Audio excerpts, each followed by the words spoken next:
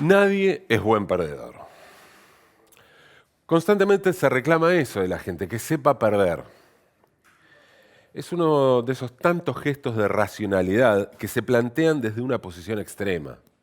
O sea, una racionalidad utópica, imposible, que solo se puede ejercer desde la frialdad más absoluta, desde la teoría y sobre todo desde afuera. Reclamar que los demás sean buenos perdedores equivale a reclamar que los demás sean honestos. Es algo que se pide mucho desde afuera, pero que se ejerce poco desde adentro. Quienes exigen que hay que saber perder, seguramente no solo nunca ganaron, tampoco tuvieron nunca la posibilidad de ganar. Se trata de un reclamo que es muy común que se le haga a la gente que se dedica profesionalmente a la política. El reclamo "hay que ser buen perdedor" es, por lo tanto, uno de los lugares comunes de quienes conciben la idea de que la política la hacen los otros. Personas que no se hacen cargo de su condición de seres políticos y, por lo tanto, reclaman a los dirigentes cosas que esas mismas personas no son capaces de sostener. Eso no significa que no esté bien ser un buen perdedor.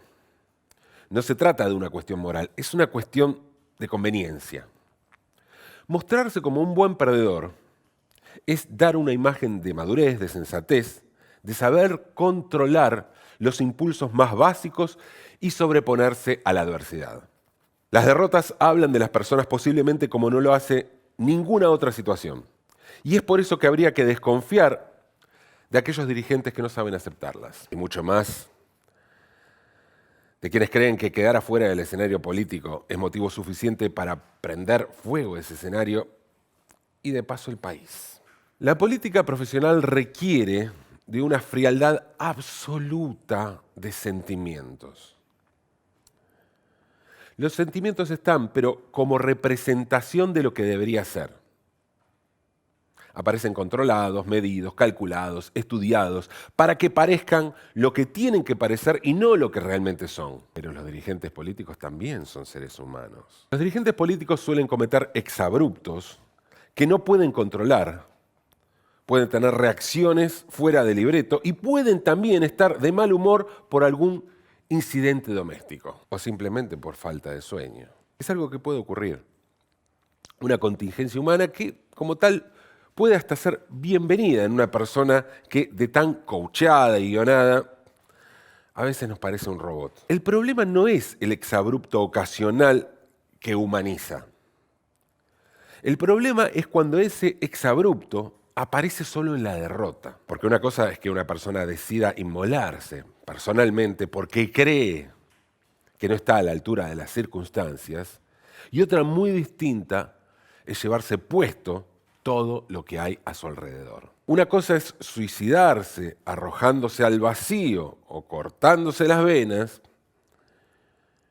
y otra muy distinta es transformarse en hombre bomba, persona bomba, ¿no?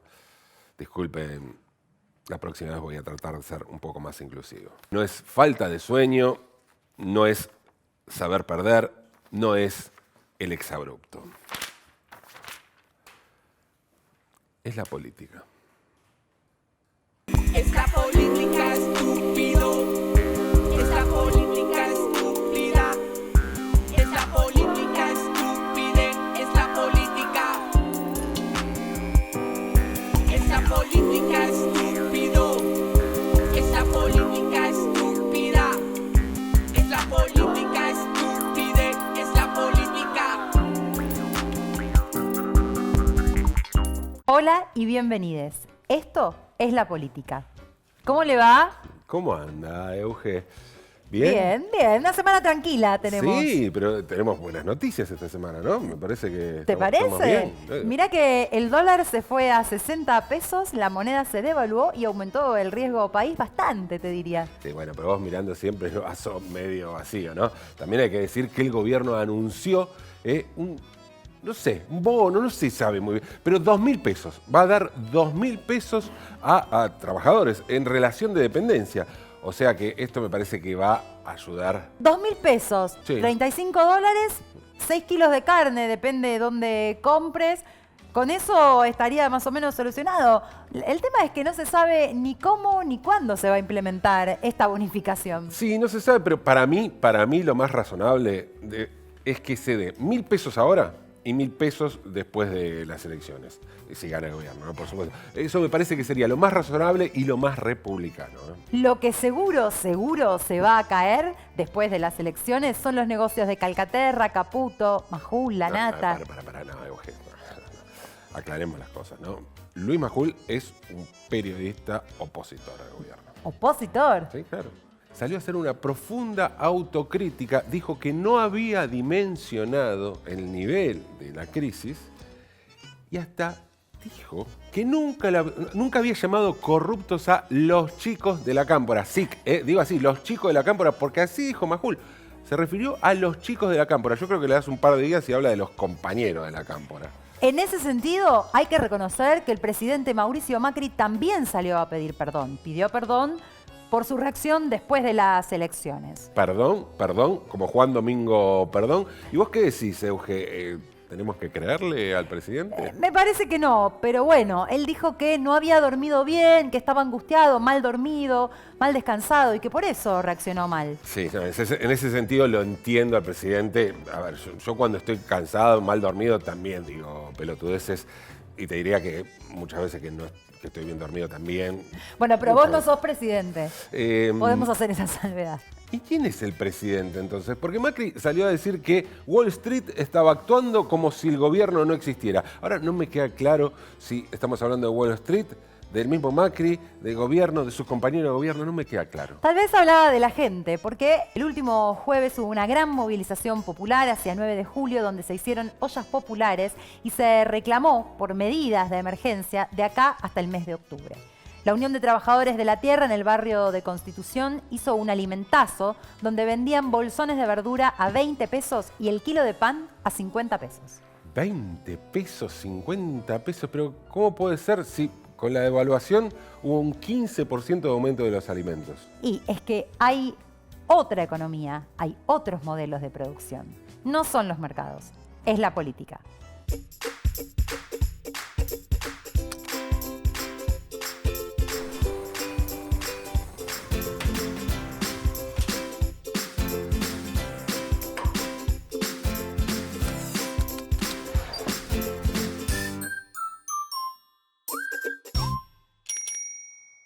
Es la política estúpida, es la política.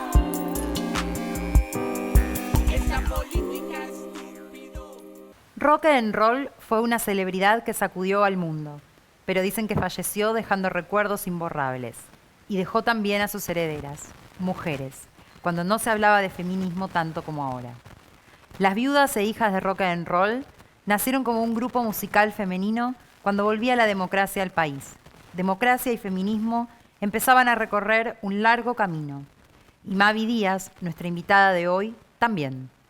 Argentinísima, pero nacida en Bruselas, había empezado su carrera acompañando a su papá, el célebre Víctor Hugo Díaz, que hizo de la armónica un instrumento sublime, y a su mamá, Victoria Cura, la hermana de Domingo Cura. Mavi había nacido en una cuna maravillosa, hecha de folclore, trabajo y talento. Después de Las viudas e hijas, Mavi pasó por los Twist y ha actuado y trabajado con señores como Fito Páez, Charly García, Soda Stereo, Andrés Calamaro y Joaquín Sabina, entre tantos. Su actual criatura es Mavi Díaz y las Folkies, conjunto que a la magia de la música que se escapa de las jaulas y las etiquetas le agrega el presente puro y duro. Temas como No me mates son, en pocas palabras, una crónica de la actualidad y un símbolo de cómo decir basta a la violencia contra las mujeres. Pero entonces nos queda una duda, Mavi. ¿El arte es político? Siempre. Siempre. Hola.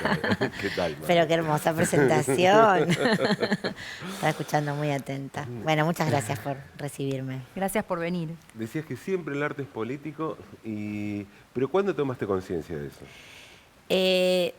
Yo creo que ahora está como mucho más a flor de piel y de hecho uno lo elige y lo vaticina y lo anuncia y se mete hasta el fondo, ¿no?, de la cuestión. Pero yo creo que nosotras, vuelvo a las viudas un poco, que es como la génesis de yo haciendo canciones y de yo poniéndome en un lugar, digamos, como persona, ¿no? Había una elección de decir cosas y había una elección de ser políticamente incorrecta y había una elección de que las canciones tuvieran capas y de que cada uno interpretara lo que quisiera. Y eso es una decisión, o sea, quizás no tan a flor de piel como ahora, porque la palabra política, vamos a decir que en los años 80 y pocos, era una palabra casi prohibida en el vocabulario de los argentinos. Entonces, cada uno hacía política desde donde podía. Siempre recordamos esa famosa canción de Charly García, Los dinosaurios, todavía en épocas de gobierno militar, donde la forma era el sarcasmo o la analogía o la metáfora, y eran las formas que teníamos de expresar lo que nos pasaba a los artistas, ¿no? Y por eso digo, a veces con más hincapié en lo que tiene que ver con el rol del artista, pero muchas veces inconscientemente también uno está haciendo política cuando está hablándole a más de uno, ¿no? Claro. Decías que estaba como prohibida la palabra política, algo que hoy está muy naturalizado y que se entiende más allá de aquello que es el rótulo político, ¿no? La sección política de los diarios, que la política va más allá. ¿Y qué pasa con el feminismo?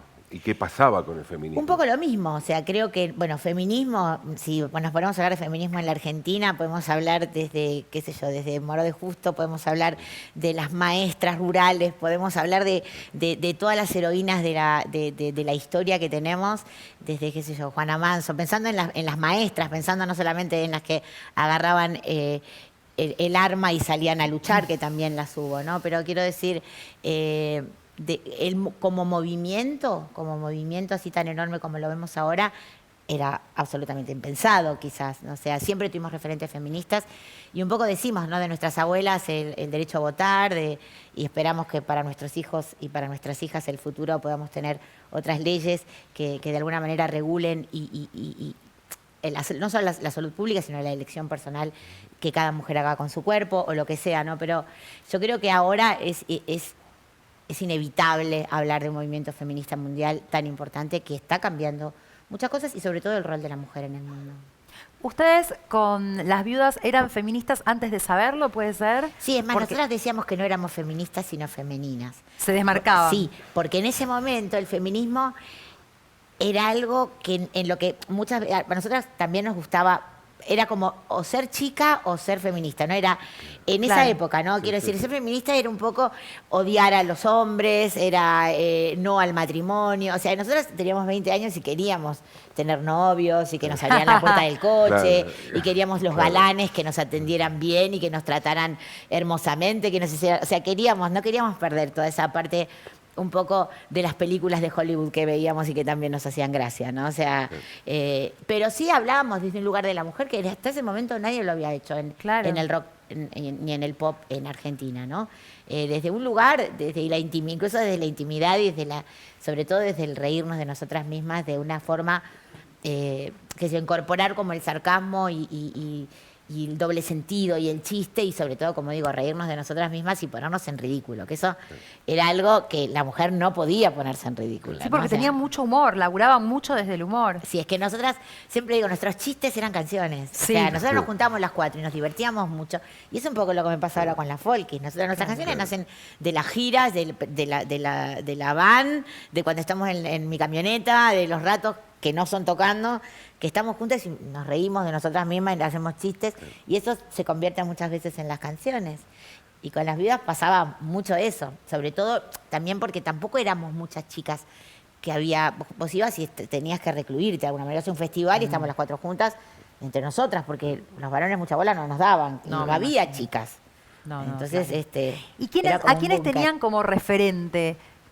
Digo, ¿qué bandas o qué minas de acá o de afuera les eran referentes? Porque claro, tal cual era algo bastante inédito cuando ustedes pisaron escenario por primera vez con las viudas como tal, como banda. Sí, tampoco en el mundo había tantas chicas. Por eso. Después existieron Bangles y existieron otras artistas, grupos de chicas, ¿no? Pero, qué sé yo, nosotras éramos muy amantes así como idolatrábamos a B-52, a B-52, porque era una banda con dos minas muy adelante, con mucho look, y los temas nos encantaban. Nos encantaba Tina Weymouth, la bajista de Talking Heads, y todos sus proyectos paralelos, el Tom Tom Club, eso de afuera, ¿no? Y por supuesto las grandes autoras, o sea, las grandes cancionistas de toda la vida, desde Carole King, que era la más negra del mundo, o sea, siendo una compositora judía que les hacía las mejores canciones a los negros con un swing increíble, o sea, valorábamos mucho. Y de acá de Argentina, bueno, teníamos también un montón de referentes, pero eran un poco más bizarros nuestros referentes de Argentina. Nos gustaba mucho la onda, el Club del Clan, o sea, Jolly Land y Violeta Rivas, y todos los 60s. En los 80 era como que nos mirábamos mucho a los 60, ¿no? Porque tenía mucho de eso también, ¿no? Sí. El look, copiar esa cosa, medio con un giro almodovariano, lo Total. que iba a ser después almodovariano, cuando en Total. ese momento no. Exactamente, porque bueno, vos fíjate que después con el tiempo, yo me acuerdo cuando se estrenó la película de Almodóvar, Matador, que no era la primera película, pero sí fue la primera acá. que se estrenó acá, que nosotros tocábamos con Las Vidas, fuimos y nos miramos y dijimos, nos tiene que hacer un video este pibe, porque nos sentimos totalmente identificadas con la estética y también con esa cosa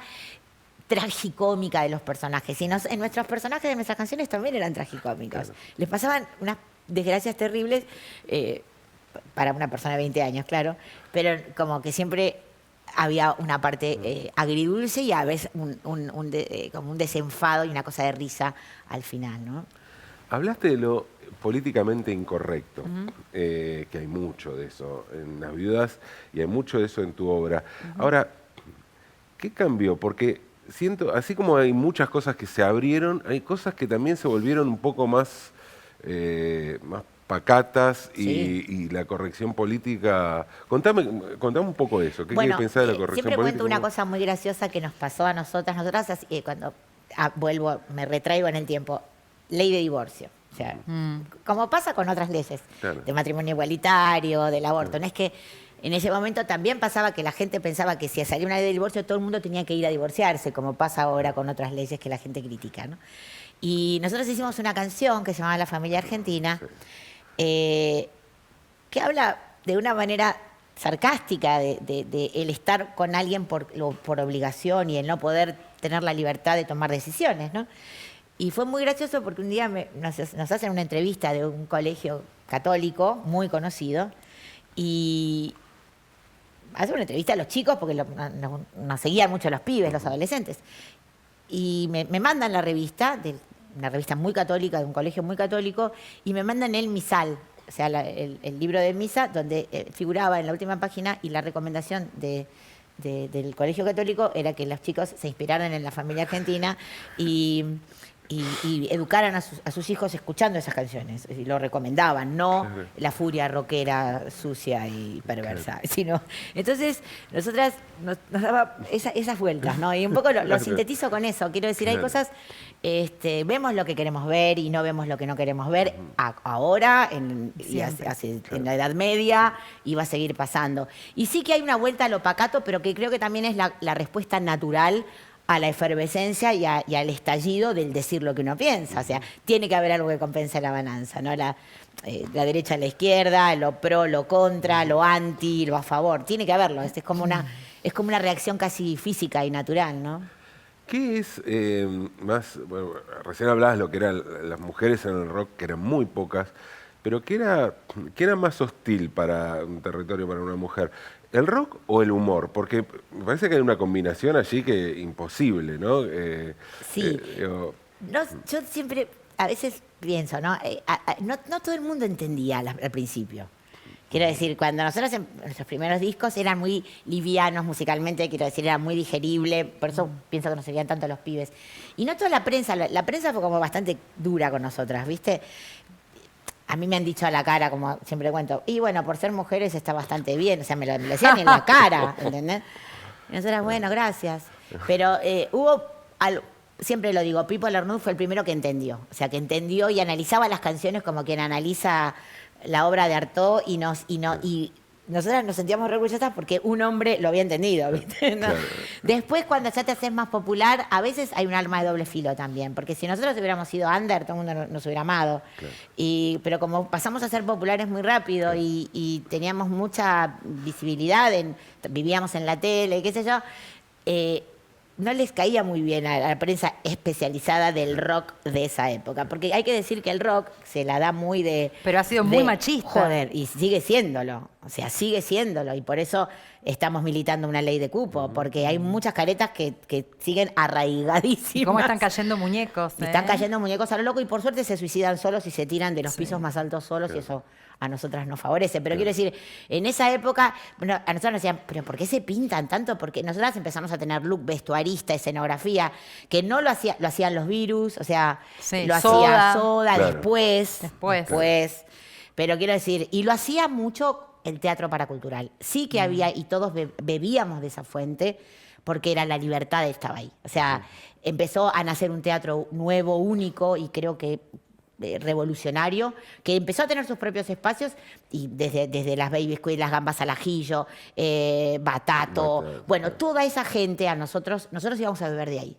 De ahí sacábamos inspiración y la libertad estaba. Y ahí no se sentía nada esto que digo, ¿no? Ahí era puro y entonces era como una fuente de alimentación muy importante creo que para todos los grupos que teníamos algo de humor, algo de sarcástico y algo de romper un poco con los paradigmas que también lo sabía. Y con la solemnidad, ¿no? Porque el rock también ha tenido un protocolo bastante solemne de lo que se espera de la figura del rockero. Totalmente. Como patearon el tablero en varios En varios sentidos. aspectos, sí, bueno, nosotras decíamos, tiren los pulóveres de Vicuña y cómprense un disco de Las Viudas, porque también era como un poco que el rock tenías que estar serio, Sí, sentado por así, eso. no podías reírte, Claro.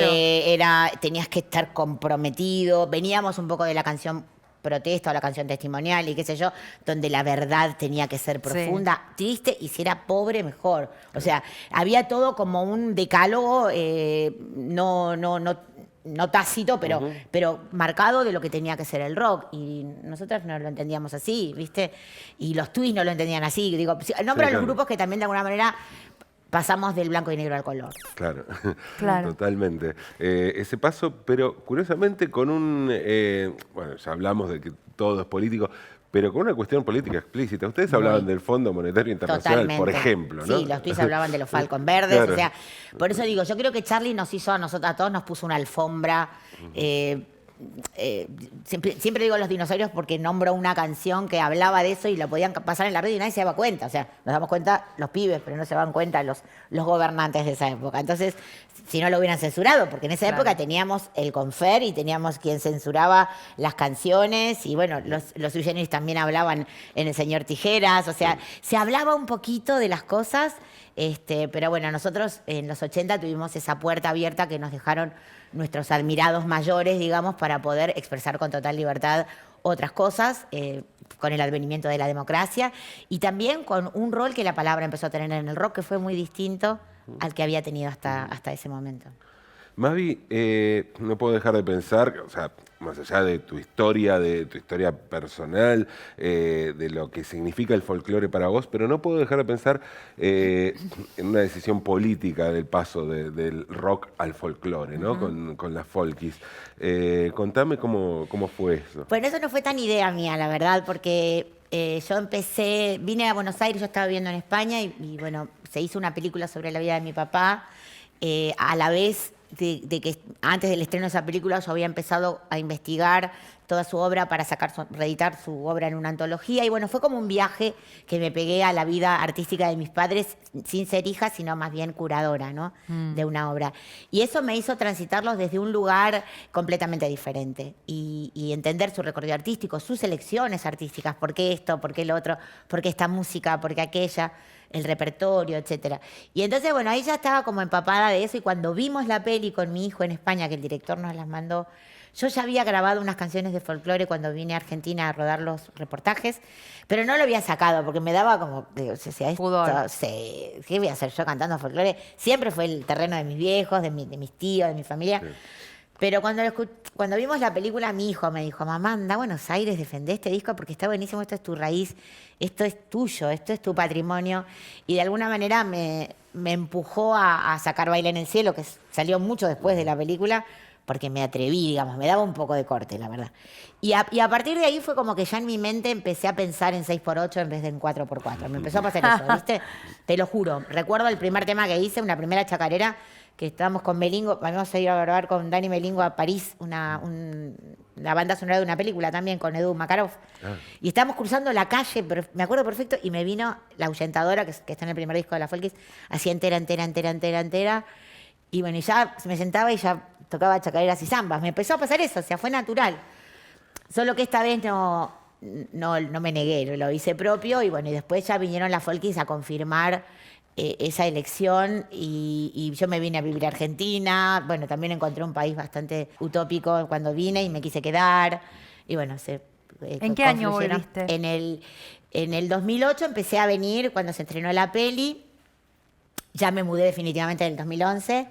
Pero bueno, qué sé yo, también sentía que tenía muchas cosas pendientes que no había podido. Yo había votado una sola vez en Argentina, por ejemplo, antes de irme. O sea, voté a Alfonsín. Claro. O sea, y después nunca más había votado. Entonces, también eso, la libertad política que había, y bueno, la juventud militante, o sea, eso ya me flipa, me volaba la cabeza. O sea, me volaba la cabeza. Era Los festivales culturales, las leyes sí, no, de inclusivas. verdad, yo estaba flipando, de verdad, estaba como en Disneylandia, no podía creer. Y también eso que digo, la asignatura pendiente, me hizo enseguida tomar cartas en el asunto en cuanto a militar cosas en las que creía y que me parecía constructivo y me parecía que tenía la oportunidad de hacerlo, ¿no? Que un ciudadano o una ciudadana cualquiera, independientemente de lo artístico, pudiera salir a defender o enrolarse en la defensa de un derecho. Eso me encantaba, y me empecé a sentir ahí, respondiendo a una pregunta que me hiciste antes, un ser político voluntariamente, y sentir que tenía una herramienta para cambiar algo que no me gustaba, o aportar un poquito en alguna causa. Una de esas leyes es la ley de cupo. Así es. Contanos un poco de qué... Bueno, ¿de qué se decir que trata? yo ya hace 8 años, ya 9, va a ser 9 años que integro el Consejo Directivo de la Asociación de Intérpretes, lo cual también fue una enorme oportunidad para mí de entender el derecho como lo que es el salario de la cultura. Y acá tiene mucho que ver la ley de cupo. Cuando nosotros hablamos de la ley de cupo, no solamente estamos pidiendo para que la cultura entera no se prive de la voz de la mujer, de la obra de la mujer en la música, sino también estamos hablando de una ley laboral. O sea, que siempre se mezclan las cosas, ¿no? De justicia social. Exactamente, porque sabiendo que hay artistas convocantes en todo el país de una enorme calidad, que no se las contrate o que no se las llame a tocar a festivales porque se tiene el prejuicio de que la mujer no corta tickets, de que la mujer no vende, y eso no es así, ya lo sabemos todas y todos. De alguna manera es privarlas del trabajo. Y así como defendemos el derecho y les decimos a la gente, el derecho no es un impuesto, cuando usted paga por la música que se pasa en un bar, en un hotel, está pagando el salario de esas personas que hacen la música, porque la música no crece en los árboles, la hacen músicos, la hacen músicas, la hacen familias, y todos estos derechos que de alguna manera, gracias a nuestros ancestros, digamos, como digo en ADI, los músicos que eran los de las orquestas, los que menos guita ganaban, tuvieron la bonomía de armar una institución para defender a los trabajadores. Nosotros pensamos lo mismo con la ley de cupo. Las trabajadoras de la música merecen la oportunidad de ser escuchadas, y además tienen mucho y muy interesante para decir y para aportar a la cultura. ¿Cómo está?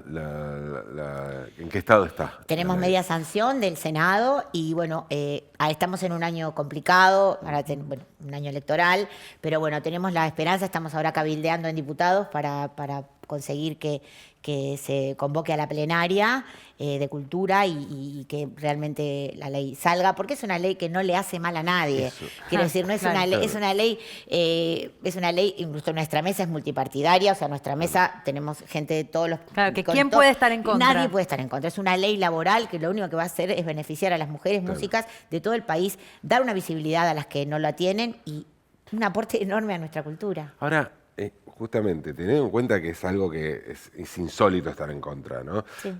Hubo voces en contra, o sea, ¿por qué? Bueno, hay ¿qué voces en pasa? contra de todo, vos viste que hay gente que hay gente que nació para estar en contra de las cosas. Sí. Pero no, yo creo que muchas veces se malinterpreta lo que la ley pide. O sea, nosotros al principio cuando empezábamos a ir a hablar con las grandes asociaciones de managers, de productores de espectáculos y tal y cual, que son un poco los que se encargan de hacer las grillas, no entendían bien. Dicen, no, pero eso me limita a mí para contratar, porque al revés, tienen que pedir en las radios que pasen la música, así se hacen conocidas y después, bueno, el huevo y la gallina, ¿no? Y lo que nosotros decíamos, chicos, a veces entendían que había que echar a varones para poner mujeres en los grupos, ¿viste? Había como todo tipo de deformidades que no sé a quién se le pueden ocurrir, pero bueno. Es al revés, o sea, obviamente una ley tiene las salvedades, o sea, qué sé yo, si haces un grupo de rabinos que tocan de mayores de 50, igual no va a haber chicas porque no hay chicas rabinos, quiero decir, o sea, y si haces eso en un festival de heavy, por decir una música, que no haya muchas chicas que toquen heavy, pues se harán excepciones, quiero decir, la libertad del productor siempre está en poner lo que le da la gana. Lo que sí, en momentos donde todos sabemos que los espacios de las radios los compran las multinacionales, no puedes pedir a un grupo independiente que tenga mayor presencia en una radio para contratarla, porque eso es ridículo. Eso es no entender el negocio, ¿no? Porque la gente sabe, no lo sé si el público general lo sabe, pero funcionan así las cosas. Y creo que es al revés, y creemos que es al revés, y bueno, y aparte, cuando decimos que queremos presencia femenina, no estamos diciendo mi prima Pepa que toca el ukelele en su casa. Estamos hablando de artistas que llenan estadios y que van a tocar a todo el mundo, porque eso es lo más triste.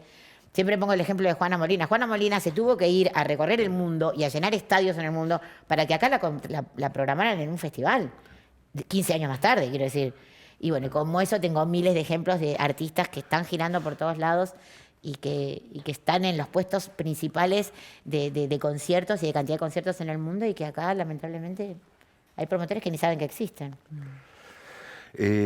Mavi, sabes que este programa se llama Es la Política. Estuvimos hablando bastante, contaste tu cuestión como ser político.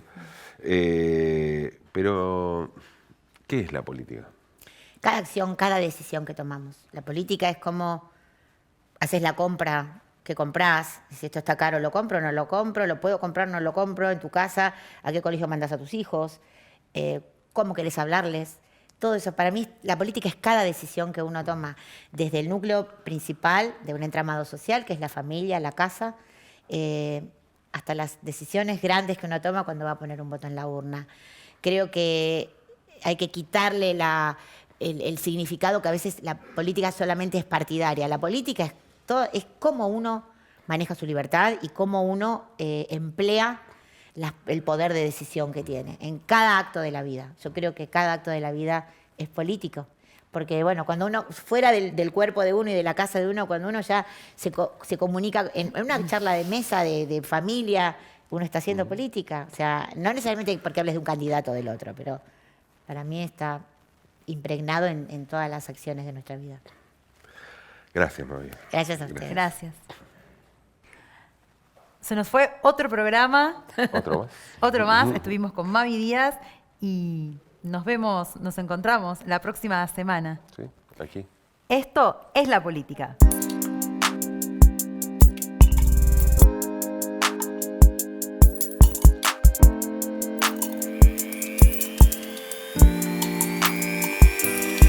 Es la política, estúpido. Es la política estúpida. Es la política estúpida.